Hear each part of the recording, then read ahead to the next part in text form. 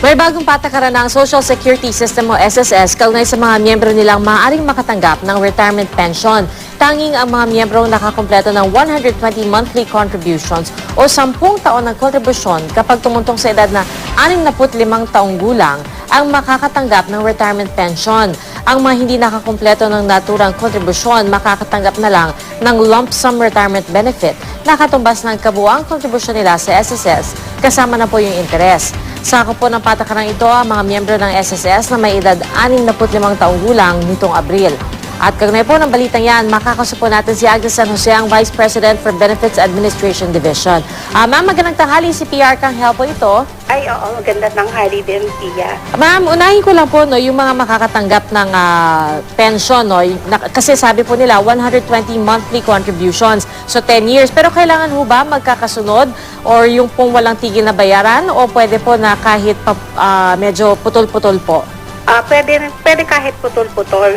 Basta ang total nila is 120 months of contribution prior to the semester of retirement. Okay, so at the age of 65, kung nakapag 120 contributions, tuloy ang kanilang pension. Oo. Pero ma'am, parang po dun sa mga hindi nakapag-contribute ng 120 months, kasi parang yung report po namin ang mangyayari po sa kanila, lump sum na lang. Meron naman kaming hindi siya abrupt. Actually, nung pinarevisit niya ng commission, yung policy na yan, ang talagang policy is yung at 65, technical retirement na talaga yan. Pero para hindi maging masyadong abrupt yung change, dahil naging practice na namin dati na i-allow even beyond 65. So, naglagay na lang ng contributions. So, dapat na, for those members na covered sila ng before the age 55, at meron silang 80 contributions pagdating nila ng 65, they may opt to continue paying the contributions to qualify for pension. So kahit beyond 65 na sila, pwede pa sila magbayad.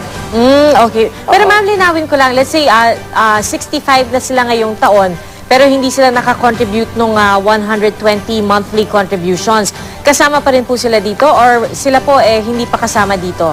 Bali, for those who are already 65, inaalaw pa namin sila hanggang June 30? Yung 65 before April 1.